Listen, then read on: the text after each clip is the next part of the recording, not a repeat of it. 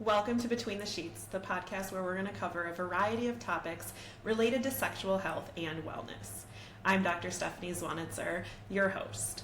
I'm a nurse practitioner and have been in practice since 2017. I have my Doctor of Nursing Practice degree, and I specialize in urology and sexual health. I am so excited to explore all of the various topics related to sexual health and wellness with you in a fun, spicy, educational, and non-judgmental manner. So come on, let's get between the sheets.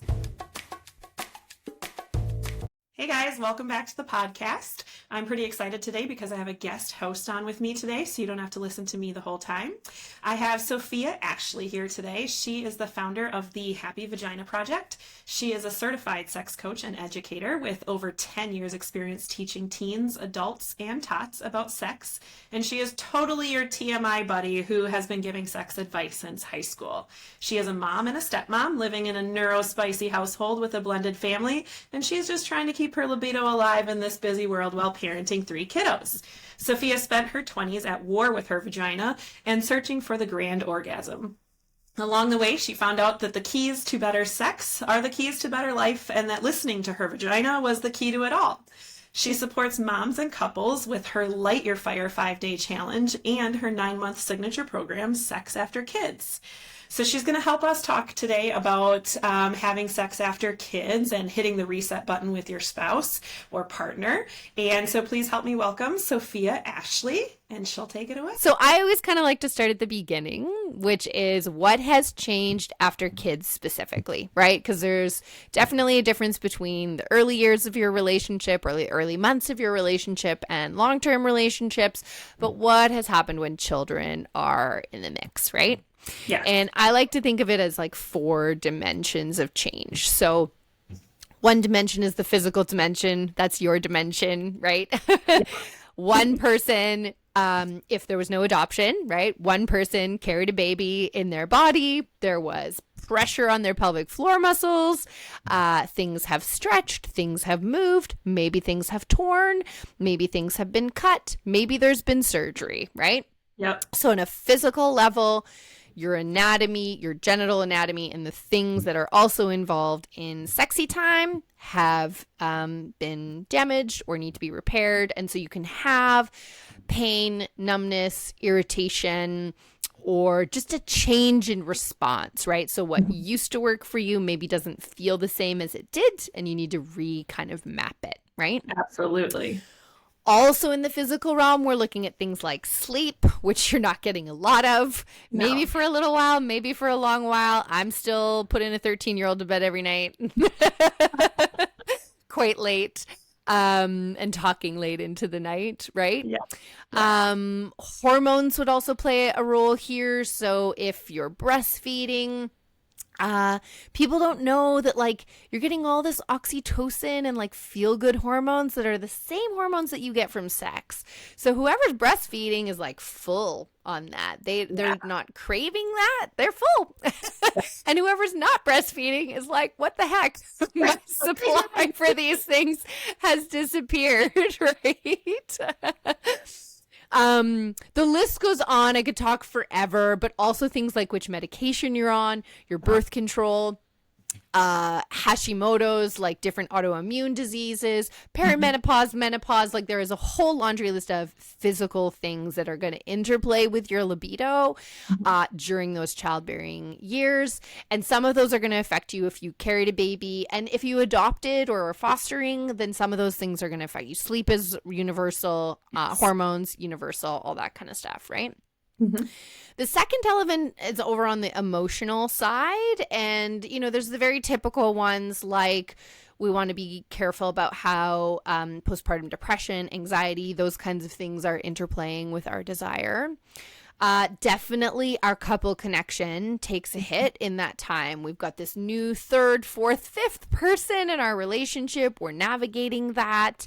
Like I said, whoever's kind of the primary caregiver is getting a lot of intimacy and touch and sensual kind of connection with their children.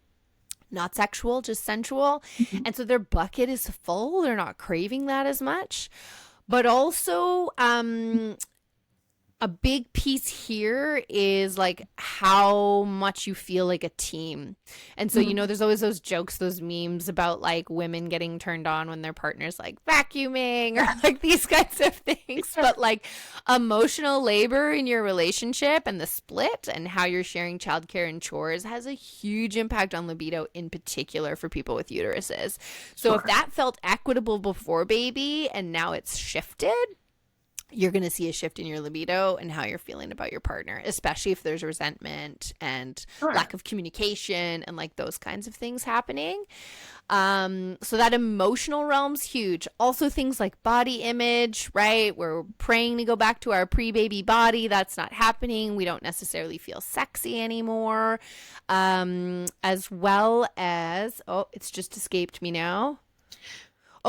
Our sense of identity. But go ahead. You want to jump in? After having sex, or after having our kids, I remember feeling that things changed down there. And do I still look good to my partner? Yeah. And that was important too. So anxieties about what my vagina looks like or feels like to my partner, which will often come from kind of those stereotypes about being loose and big and all these things, which are all BS. But the anxiety is real for sure. And for a lot of people, even touching yourself the first time you had a baby and being like, that's not in the same place that it was before. Especially if it's early on, right? Like things shift for quite a while, like a year after you've had baby, right? Yes. Yeah. The last piece I was going to say, kind of under identity or under emotional, and again, there's a very long laundry list. These are just examples for people, but is that sense of identity. So sometimes we become a mom and all of a sudden some like programming that we have around whether mothers can be sexual beings, whether I can kiss and flirt with my husband or my partner in front of my kids. We develop like new squicks, I call it, or like discomforts about sex that maybe we didn't have before kids. I love that word. Squicks. Yeah, I know. It's a sex term. So the two other dimensions, just quickly, are what I kind of call like cultural dimensions. So that is a lot of the like sexpectations that are out there in society and how society views you and your sexuality. And once you become a parent, society has a lot of opinions about that. Also, just like the most common question I get is how often should I be having sex? And the key word in there is should. Right? Yeah. So your sex life gets to look like what your sex life works for you and your partner.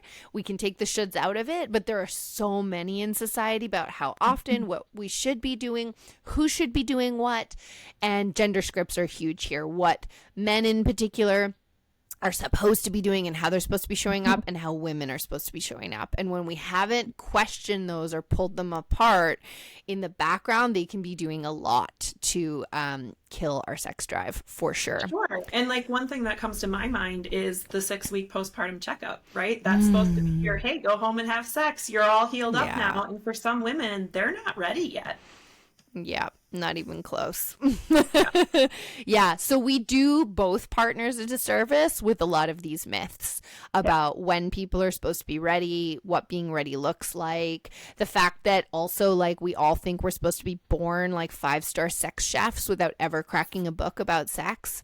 Right. And it's like maybe this is the thing I like to talk about with sex after kids is like, things you may have gotten away with kind of like a lazy sex life before your kids where you didn't communicate very often, you didn't have to do a lot of mapping to figure out what made things work for you, and you didn't have to kind of like digest some of those mindsets that you had.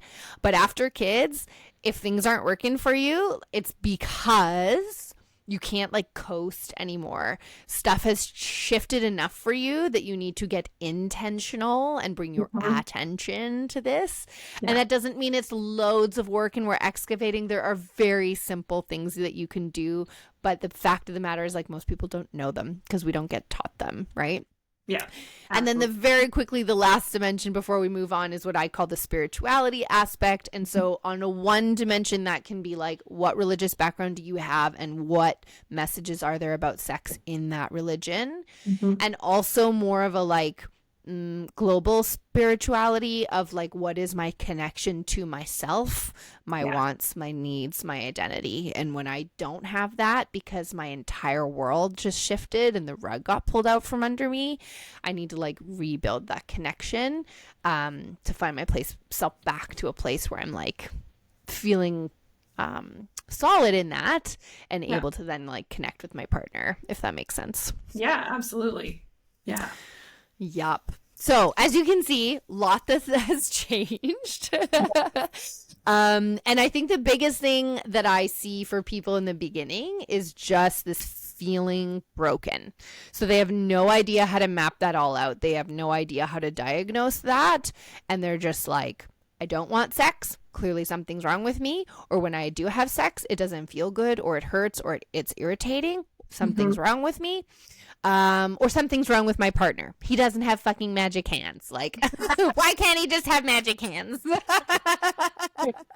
Or where did their magic hands go? They used to have magic hands and now they don't. You're reading my mind and doing exactly what I need to do. Totally, right? And so we kind of see 4 areas of, what do I want to say? Like 4 areas where we're getting things wrong, but 4 places where things show up. So I like to break down what I call naked, sexy, fun times instead of sex into 4 like steps, right? So there's the initiation step where someone's making an invitation to someone else to get naked and have a fun time. There's the transition to, right? So starting to make out or moving from the kitchen to the bedroom or whatever. There's like the transition. Yeah. There's doing the actual deed, having the good times, and then in the ideal world, there's a debrief phase where we're, connecting, talking about what felt good, what we want to do next time, right? Mm-hmm. Yep. And we can see failures in all 4 of those places, or breakdowns in all 4 of those places. And a lot of the couples I see are broken at step 1. One person is initiating constantly, the other person is turning someone down constantly, and there is no sex happening. And if there is sex happening, it's happening because someone forced themselves to do it because they're feeling guilty and bad about turning their partner down all the time, and they don't know how to shift what's happening at that stage. Yeah. Or we see a failure in transition. So my partner makes a move. I'm willing to say yes. And then I just can't get landed. So I give up before we get there. Or when we get there, I'm not orgasming. I'm not having a good time. I'm rushing. He's coming quickly. Like, we have all kinds of different kinds of breakdowns that happen there. And most people are not debriefing at all. So there's no learning or like growth mindset built into this process. And in each one of those phases, if we imagine it like a cycle, there's 4 things that are kind of at play. Okay. And so for each of those phases, we're looking at your nervous system. How's it doing? How's it feeling? Is it ready? Does it feel safe to relax and open into whatever's about to happen? Communication, which has an interplay with nervous system. Yeah. How were you invited? Are you sharing with your partner what you need? Is your partner asking for what you need? Is there a strong ability to communicate in a way that's fun and playful and not mechanical? Mm-hmm. Mindset, which again relates back to nervous system and communication. So if I'm squeaking every time my partner makes a move because my kids are watching my partner kiss the back of my neck and I'm like, that's a mindset problem that's leading to a nervous system problem, right? Or I'm in bed and I'm feeling like I'm taking too long. That's a mindset problem that's leading to a nervous system problem. And then the last one is our relationship to pleasure. And so as you can see, these are all really interrelated, but your relationship to pleasure is not only like, what do you think about pleasure and how much pleasure you deserve or don't, but also your nervous system's ability to actually accept pleasure in your body. So I used to really struggle achieving orgasm. I still do sometimes. And it would feel like too muchness. Like my body was like freaking out about the amount of like goodness that was happening, and it would shut it down. And so that's like a nervous system shutdown. So within those 4 phases, there's 4 different things that are happening. And moving forward, I know that all sounds really kind of complicated and overwhelming, but there's actually like really simple things that we can do that target all of those things all at the same time. Yeah. So what are those things? My Yeah. goodness. All the ideas. Yeah. So for me, the first piece around hitting the reset button is really diagnosing your particular challenge, right? Yeah. Is it mostly a nervous system thing? Is it mostly a communication breakdown? Is it mostly your relationship to pleasure? Is it mostly mindset? And also, like, how much of a physical dimension is at play here? Because sometimes it's about a change in your meds or visiting a pelvic floor physio or some kind of healthcare professional. And sometimes it's getting some relationship counseling or trauma counseling, right? So we can't really find the path forward until we have a sense of like which specific bucket is like the most overwhelming bucket for your body. And once we know that, we can really easily kind of like find a way forward. The next piece, and these are kind of more the principles to start with, is that really we want to tackle things as a team. Oh, sure. So one of the biggest mindset shifts for me after kids is, and I think the nice thing about this is it's a bit of I don't want to say like crutch, but it's like a way into solving the problem. So often when we're stuck in things not working, it's easy to go to blaming ourselves or blaming our partner, right? You just don't know your way around my body. You just can't figure me out. You suck in bed. Yeah. Or I'm broken and there's something wrong with me. Yeah. And as soon as I get fixed, our sex life will be magically better, right? Right. And sex is a relational thing. It happens between two or more people. And the solution lies with both those people or all the people involved getting on the same page. But also, like, because so much has shifted after kids, you can take away the blame part and like blame basically not the kids, but the fact that you're having sex in this new situation, right? Yeah. So it's kind of like if you're looking for the pot of gold, like your partner needs a map. And if the old map is obsolete, you got to write a new one. That doesn't mean your partner's bad at navigating maps. It means your partner doesn't have the right map anymore. Oh, I love that analogy. And you have to communicate together to build a new one, right? So that takes the you suck, I suck out of it to like, hey, we are after the pot of gold together.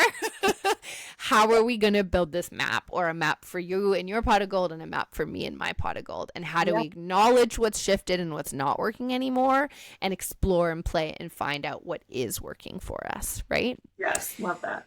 And the last piece is really about failing forward together. It's that growth mindset piece. It's this acknowledgement that we're in seasons, right? Anyone who's a parent knows there's the season of this and the season of that, and things shift quickly. And I'll give a perfect example, which is when I met my partner, he had a 4-year-old, and I stepped right into married with kids sex. Yeah. And I was like, this is different. I'm used to having sex pretty much every morning and every night, most of the time. You know, that was my default. And my partner was too exhausted to do that because he was parenting. And so we had to negotiate and figure out what was going to work for us in that season. Right. Then we had my first kid. And I had no libido and lots of anxiety and a fair bit of resentment and struggles with my partner as we were kind of navigating that. And in that phase of our relationship, we called it maintenance sex. So somewhere along the line, we figured out that having sex about once a month, not amazing sex, just get her done sex, was good for us. It broke the tension. It allowed us to feel reconnected again. It just helped us to kind of manage through the insanity. And that worked for us. The deal was once a month, somebody was supposed to tap somebody else on the shoulder and we would just get her done, right? Fast forward to baby number 2, who's almost 3. And like, that is not working for me at all. In fact, it's having the opposite effect. So when we have sex, I don't care how often it happens. When it does happen, it has got to be quality. And I am observing that I'm needing some novelty. I am in a phase where I am wanting to explore handcuffs and lingerie. And like, I'm needing things like that I never really used to need or rely on to support me. I'm needing novelty. And so this is a perfect example of 3 different seasons of my relationship, and we're just shifting into a new one as my youngest hits 3, and we have a little bit more, we're out of zombie mode slightly, right? And so this fail forward notion is we're just going to have to keep talking and reinventing and keep working through how this is going to work for us. I'm not through perimenopause yet, or not in it yet. Yeah. When I hit that, I know for sure we will be renegotiating what needs to be involved in our sex life, whether it's frequency, what's happening, what we're exploring, how we're playing, whether we're on a hiatus. Like, this is about both of us talking to each other and remembering there is no perfect answer, right? Yeah, absolutely. And I think, it does continue. I had a patient a week or so ago that he normally sees me for erectile dysfunction issues, and he came in for something different. And I said, well, how are things going? And he said, honestly, Steph, I haven't been able to even have sex. We have a 15-year-old now, so she knows what the sounds are, and she knows, so it constantly changes. He said, she's going to a friend's house this weekend for a sleepover, so I know it's going to happen. Like, it changes. So even though you're going through this with the 3-year-old now, it's like, when they start to know what sex is, it's like, oh, well, nap time. Now they figured out what nap time is for mom and dad on weekends. Or, you go to bed and they're like, Mom, I know what that noise is. So could you, so frequently. And, I'm single right now and I have teenagers. So like, it's either they're in my house or they're not. So that's not a game I'm playing right now. But it is, you constantly have these different phases that you're going through. And I think the communication is the key. So how would you say, like, let's say you're having this struggle and you're just not really quite sure how to broach that subject with your partner. Like, you can tell he's frustrated too, or she's frustrated too, but like, how do you start that initial conversation of like, hey, I know this isn't working. You know this isn't working. What are we doing? What would you suggest? So I have a couple suggestions. And first of all, I think it's about like your own mindset and perspective on the conversation, right? And like, I've been there. If you're listening to this, you've been there or you're here.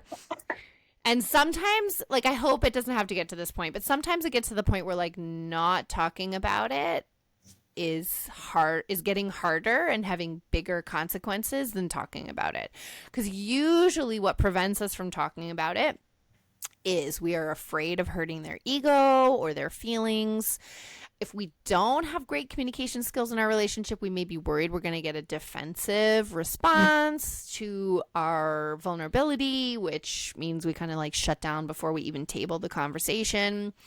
Or we're scared. Like, it's scary to say this isn't working for me. Maybe we've been faking it for a while and we want to come clean. Or, your big problem is like your partner's coming quickly and it just is not getting to a point that feels good for you. And like, that's hard, right? So let's just admit this is a challenging subject, right? It is like the most vulnerable of vulnerable topics. And we do not often get taught the skills to have like a conversation that's vulnerable about anything, never mind sex, right? Yeah. So sometimes I get people to think about personally, just like, what is your motivation for having this conversation? And sometimes that means asking yourself, why does my sex life matter to me and to my relationship? And look at what your reasons are, right? Like, is it, for some people, it's because sex feels good and they want it. For some people, it's because they miss what they had before kids. Like, they miss that sense of connection and intimacy with that other person. Yeah. Some people might notice that what's motivating to have them to have sex is to shut their partner up or to keep their partner happy.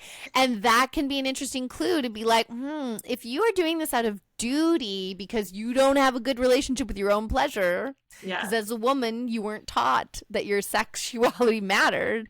Of course you don't want to do it. It's not for you, you know? So then you might have to dig a little bit deeper there. Yeah. No, that's a great point. But getting clear on your motivation for why it matters. And like, for me, it matters because I still want to be married when I'm 80. I don't want to be sex to be the reason we split up. Like, I don't want to be seeking that elsewhere. I don't want my partner to be seeking that elsewhere. I still want to be having fun in bed when we're 80, whatever that looks like for us. Yeah. And so the other thing is, like, if you get clear on that, and maybe you even start a conversation by asking your partner that same question, what you do is you start with a shared goal. You find the common ground, and you start with the positive, which is, in an ideal world, I would like this. Yeah. I would like to be having sex with you once a week, or I would like when we are having sex, even if it's only once a month, for it to feel really nice, yummy, exciting, playful, whatever it is. And your partner can add their vision, and it helps you to start with like something in common instead of immediately starting with the difference, right? Yeah, I like that. So that's a bit of a first step. And then that naturally kind of sways into, okay, let's like just both be real about the difference between our current reality and what we were aiming for. Exactly. Right. This is where classic kind of communication principles, we want to start with a lot of I statements and a lot of focusing on ourselves instead of when you do this. But I feel sad that we are not connecting in bed more often. Yeah. Because when we do, it makes me feel more connected to you, or I love you more, or like whatever. Yeah. I feel sad that there isn't this like romantic tension between us right now or whatever, right? So using I statements and focusing on how you feel and what you're experiencing. And I think the other thing to remember in all of this is definitely, especially as long as you're in a like mostly healthy relationship, I build up challenging conversations in my head, right? I have the conversation for my partner instead of with them. I assume what they're going to say. 9 times out of 10, the conversation goes very differently than I assumed. Yes. Better than I expected, because conflict is what builds connection. Right? So when we build the bridge, like we feel more connected when we've resolved a conflict. And I can give a perfect example. Like my partner and I deal with like things not lasting very long, partially because we have fairly infrequent sex. So when it does happen, it's pretty exciting. Partially because of stress levels, like other things like that. And so we were in a bit of a pattern, and I was like rolling over after sex and just feeling like curled up in a ball of isolation, sadness, and disconnect. And I just had this one day where I was like, fuck this, pardon my language, but like, this is stupid. I'm doing this to myself.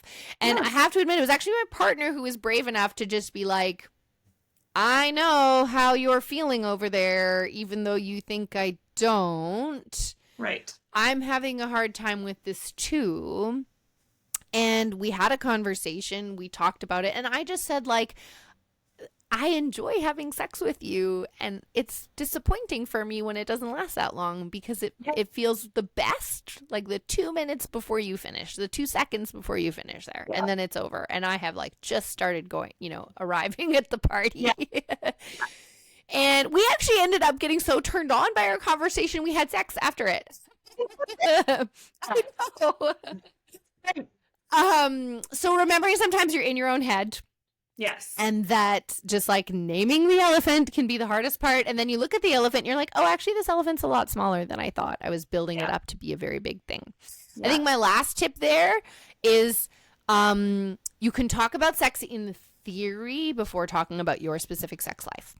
Yeah. So watch a TED Talk together, listen to this podcast together, and then discuss in concept, in theory. Oh, that was an interesting thing that she said about libido or whatever. I mean, gosh, we haven't even gotten into the dual control model and all the things. Read a piece of sex education together and then talk about it in theory, like as a concept. And that just like depersonalizes it for a moment.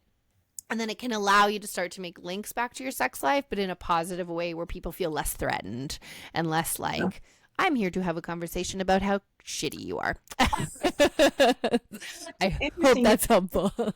Such an opposite experience when my kids were little, and granted their dad and I are divorced, so that there are obviously breakdowns in that relationship. But I remember I had postpartum depression after my son, and really pretty bad. And I remember overhearing him on the phone with a friend saying, I just don't know what to do. I don't know how to help her. She's so different than she was before he was born.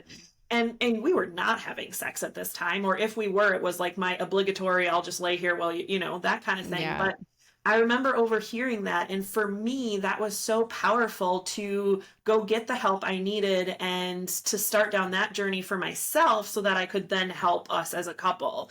Totally. And unfortunately, that wasn't, you know, a direct communication, but that was still a way of hearing, like, from my partner, hey, things aren't where we want them to be in a healthy relationship, you know. And so, you know, it was eye-opening for me. So sometimes the communication can come externally as well, but then I think, you know, the part that was missed for us was then having that conversation between the two of us, like, hey, I overheard this, like, what can we do differently here? I'm gonna go get help. I got my therapy, I'm getting on meds, like, this is what I'm doing, but what do you need from me to be able to get back on the same page? And so I think, like you said, communication is just the key.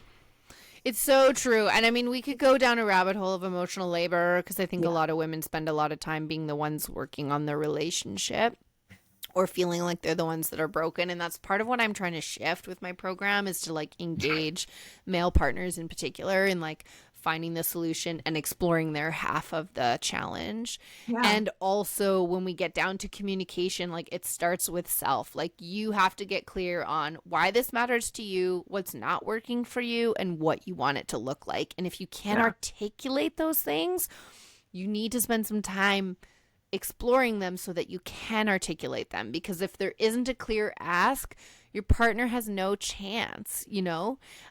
What he does with that ask, what they do with that ask is a totally different thing. But if you're showing up to the table just being like, this sucks, I don't know, not productive, you know? But I mean, you can say, this sucks, I'm lost. How do we get unlost together?